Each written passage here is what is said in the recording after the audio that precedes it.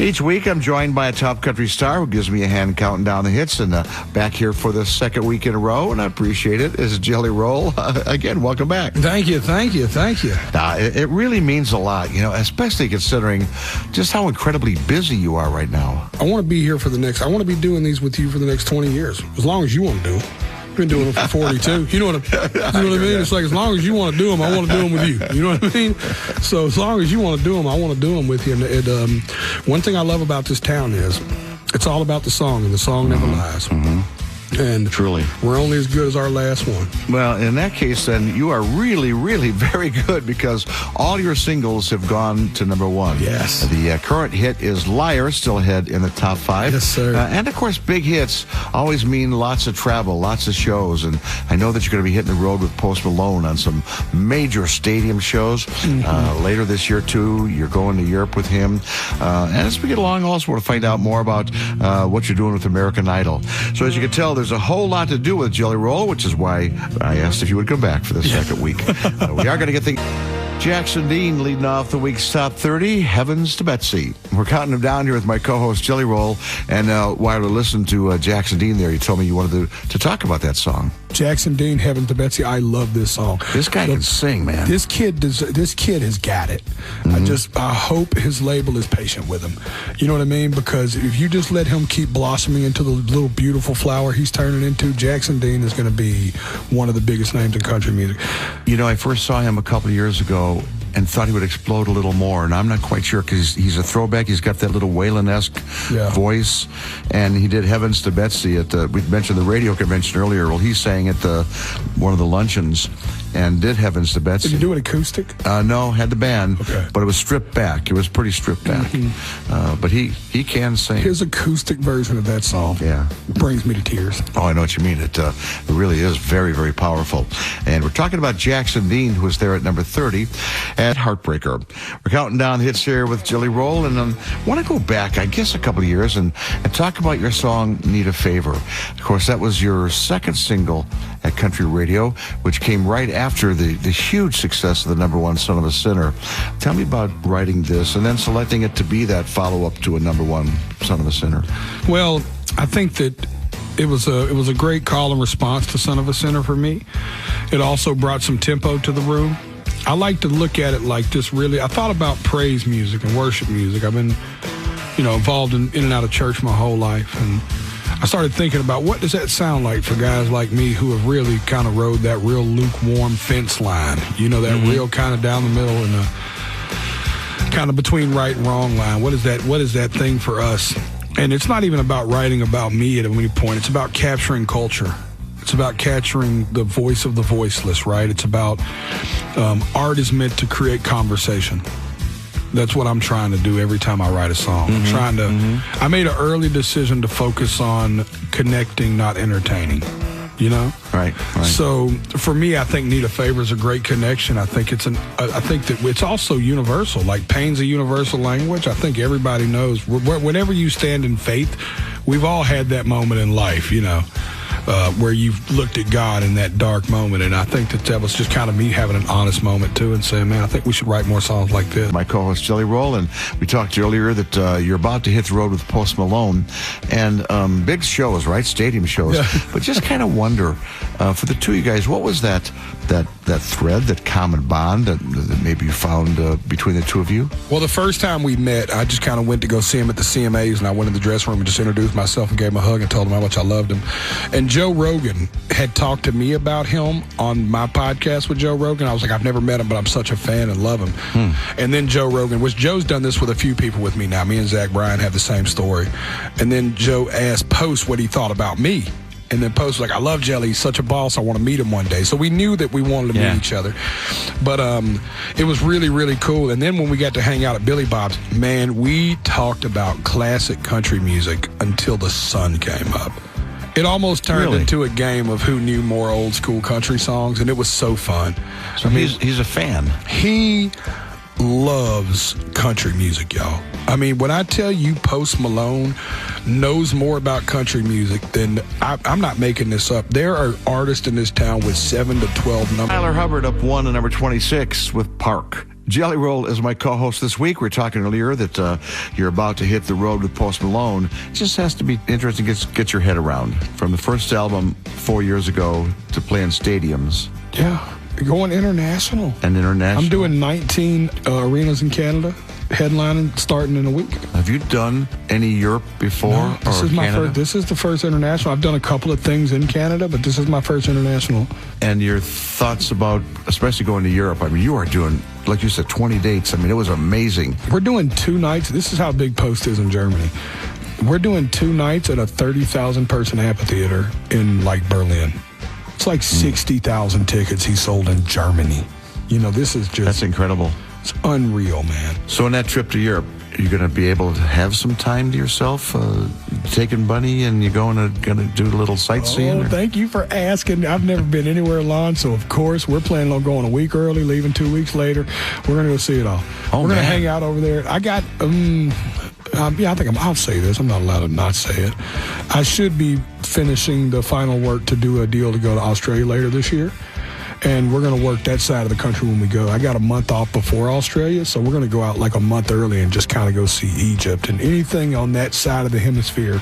Wow. Yeah, everything on that side of the hemisphere, I'm just going to go see it all. That is just so great, man. Good for you. What a summer this is going to be.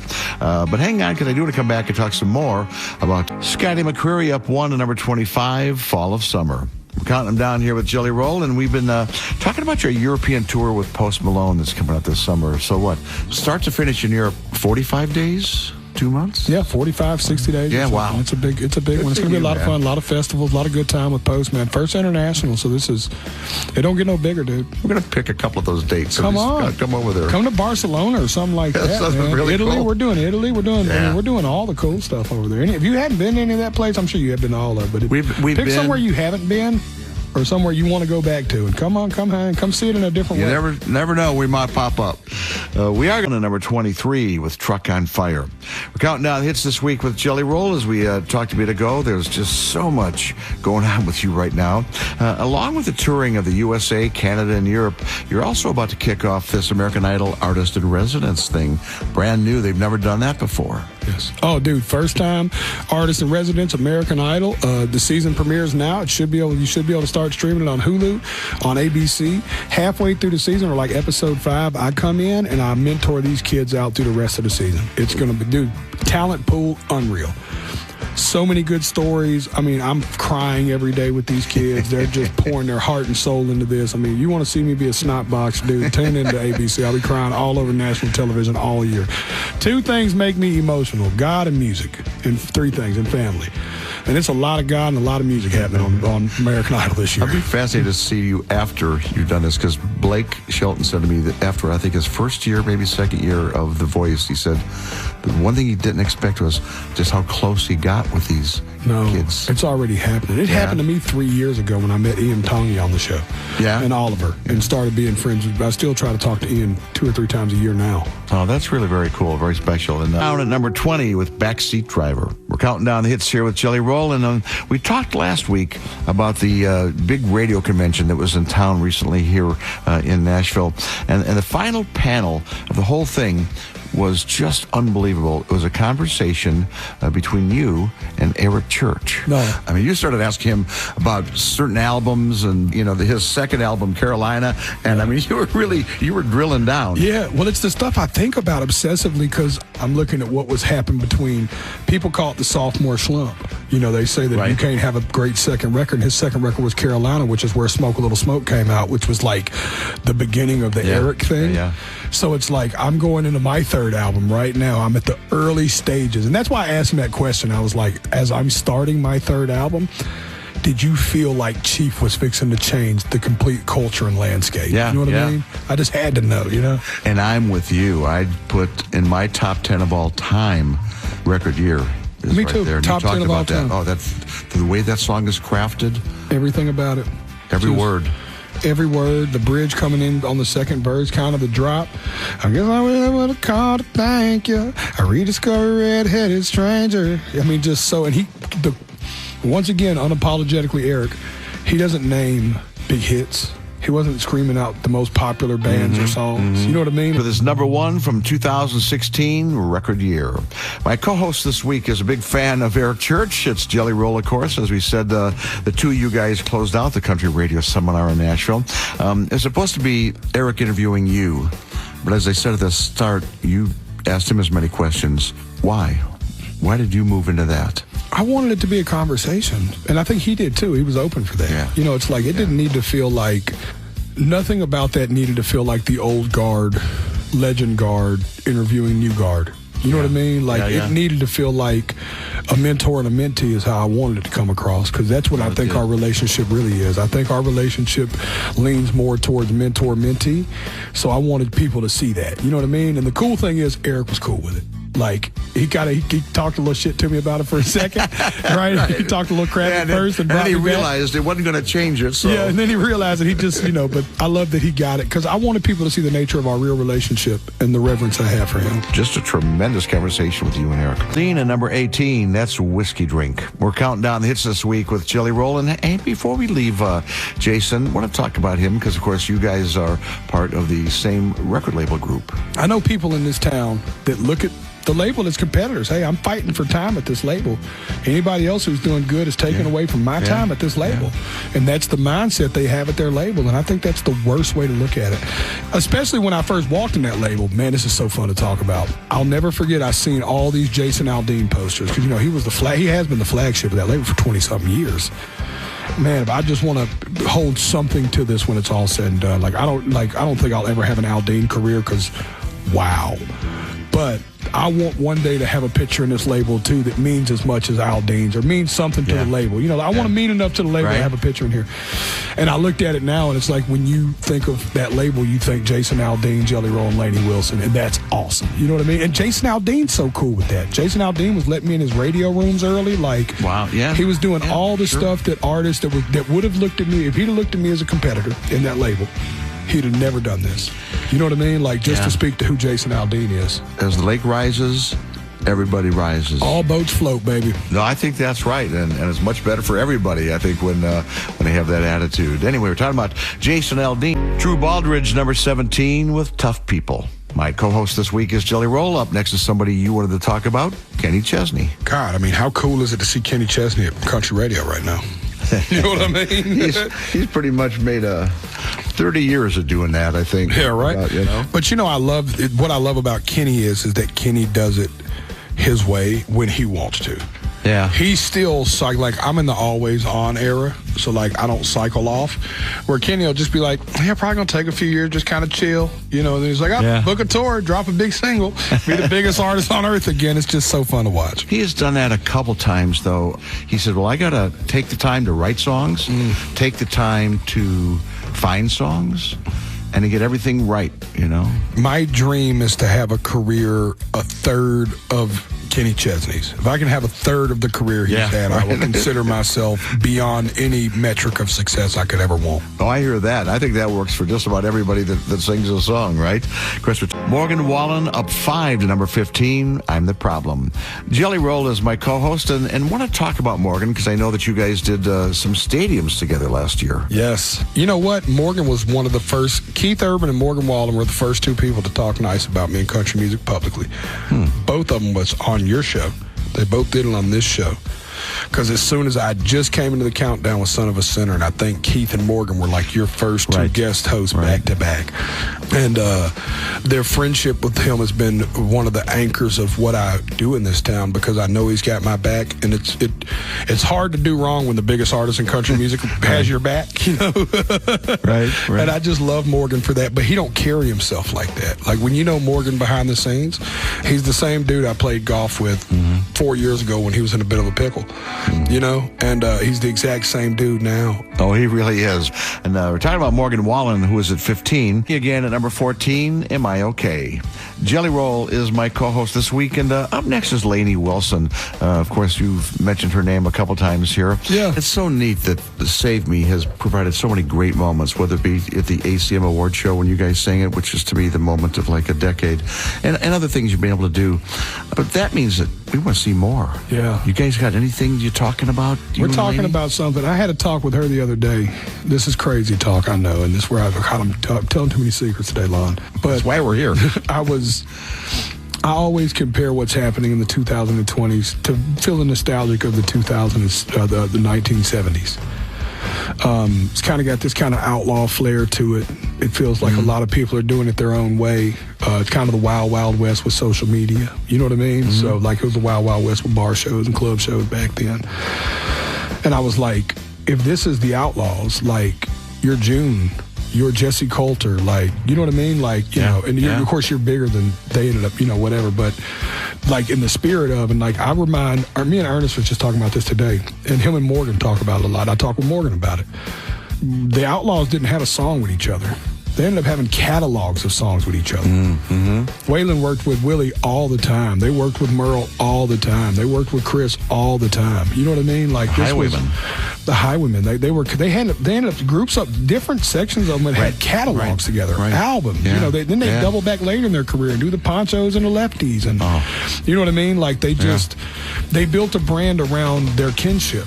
You know what I mean? And Laney's with me. Like, she gets it. You know what I mean? Like, we're not meant to do a song together. We're gonna be doing songs together for the next 20 years. I love that. You know what I mean? That's why I'm at. Like, that's how this is supposed to be. We're supposed to all just be continuously nonstop making records with each other. Like, before we leave Bailey, when he was in here as my co-host, he was telling me about seeing your show in his hometown. I got to see him at Tailgates and Tallboys in Illinois, close to my hometown, Bloomington. And I was like, me and my buddy were like crying on stage, dude, just like watching him, just like, it's so cool. He made me feel like a fan. Like, he made me feel like I can then. Like, if he says I can, then I can. Like, I don't know, man. We were like crying on stage. The guy's real.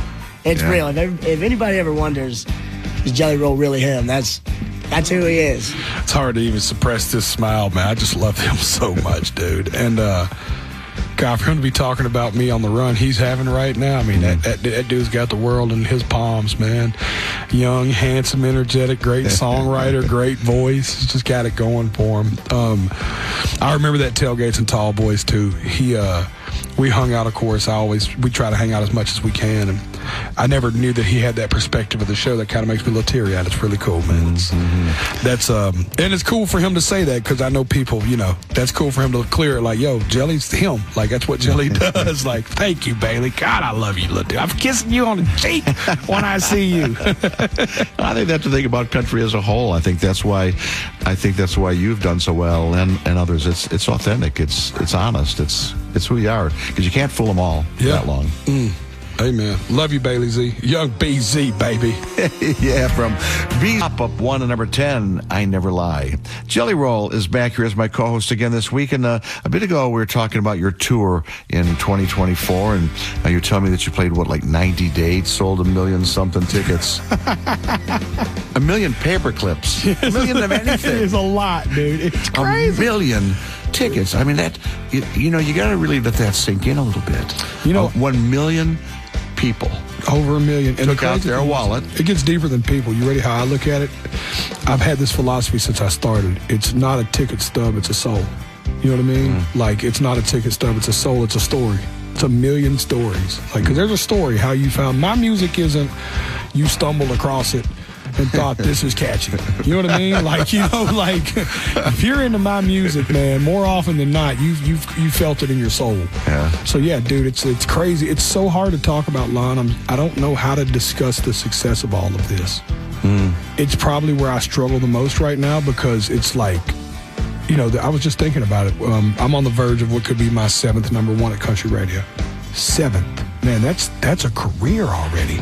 You know what I mean? If you look at it like by the standards of having hits, like that's in a pretty short time. In the last 4 years. I put out Son of a Sinner in the fall of 21. It didn't go number 1 till the January of 23.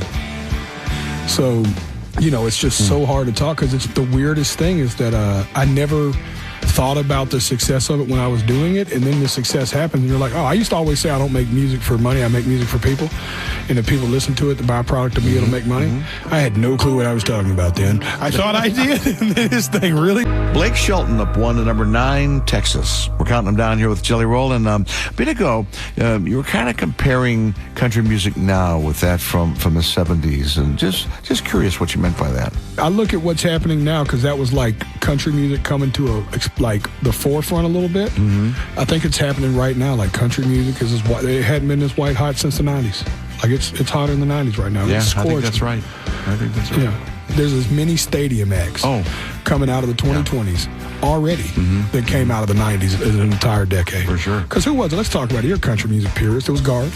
He was a stadium act. Came up, I know, late 80s, 90s. Kenny came out of the tail end of the 90s, right? Late 90s, tail end of the 90s. George, he dates back to the 80s, but the 90s was George. George is a stadium act. Who am I missing from that era offhead right now? That if a country act did arenas, then let's look at it now. Morgan, on his 3rd year of complete football stadiums. Post is going out on football stadiums after his first country album. Luke Bryan. Think about all the big pop hits he's had. Luke Bryan's done stadiums. Eric Church has done stadiums. Zach Bryan's consistently crushing stadiums. He's coming out of the 2020s. You know, Luke Combs, stadiums right now. Any stadium in America for the last 3 or 4 years since he played Seattle. Stadiums in Australia. Impact him. So it's like we're talking, Yeah, I agree. I think we're in the we know we're in the golden area. You know what I'm saying? We should start talking about it more. No, I think you're right. I mean, it really is amazing. I think you guys are performing before more people than ever before. Earlier, we were talking about your huge duet with Lainey Wilson, of course, Save Me. But a few months ago, you also had a number 1 with Dustin Lynch. And when he was in here as my co-host, Dustin talked about Chevrolet. I'm honored to have a song on my new album with him. Yeah. We have a song that really is on its own, taken off out of nowhere. How this song came about and how Jelly and I were connected was, I was just talking with a good buddy of mine, Zach Crowell, who's my producer. Zach, early on, before I even moved to Nashville, was producing street beats for Jelly Roll way back in the day. Really? And we were just happened to be in the kitchen cooking all at the same time. And here we are with Chevrolet, and it's doing big things for us. Oh, God, that's awesome. And I'm so glad to be connected to a song. I'm glad to be connected to this song with Dustin Lynch. One, the Tennessee connection. We've talked about it before. I am a sucker for local. Ernest, Chris Young, all these local guys are just Chase Matthew. These are just a sucker for local, and I always wanted to work with Dustin because of him being a Tullahoma kid. You know what I mean? And I know a little bit about Tullahoma, and if y'all out there have never been to Tullahoma, I'll be the first one to tell you that you didn't miss anything. So Jelly Roll is my co-host this week, and I was talking to Cody shortly after he won the CMA Album of the Year, and your name came up. That's why I didn't have a speech prepared, because I truly thought that, honestly, I had Jelly Roll to take it home. He had a ton of momentum behind him at the time, and when they announced my name, I just was like, you got to be freaking kidding me. Like, are you really? The best part of that was I told him right before we walked out during the commercial break, I said, Cody, tonight's your night, brother. Really? You're going to win Album of the Year, Bubba. I was like, tonight's the night for you, brother, because Cody is one of my best friends. And then I go and I sit and I'm looking and they call it. And there's a clip where you see on the internet where I jump out of my seat and run over to Cody to give him a hug. And as soon as I put my arms around him, all I whispered in his ear was, I told you, mother. He did not tell us that. Yeah, that's a true story. That's good. That's a true story. And we're talking about Cody Johnston at number 2 with Liar. And I got to tell you, I first saw you do that on Saturday Night Live and seen you do it a couple times since in different scenarios. But what a powerful song. Thank you. I just love what it stands for. I love the representation of it. I love the idea that these things that we're told are not always true, and that these things that we start to believe about ourselves are not always true. And I thought it was a really good way to shine light on that. Plus, I love a little tempo. Trying to get a little tempo, man. I was becoming the male Adele. If I'd have brought, Right. I would have kept bringing ballads to country radio, man. Well, and for your live show, you need a little juice too, right? I wasn't far away from having a full Barstool show. No, I think it's always great to have some tempo. And speaking of that, it's on to the number one song in the USA. It belongs to a guy that you're going to be doing some stadiums with this summer. Talking about Post Malone. Of course, he's at number one this week with Luke Combs. Congrats to Post Malone on your third country number one. I'll see you on the road, Bubba. Joined by Luke Combs, Guy for That.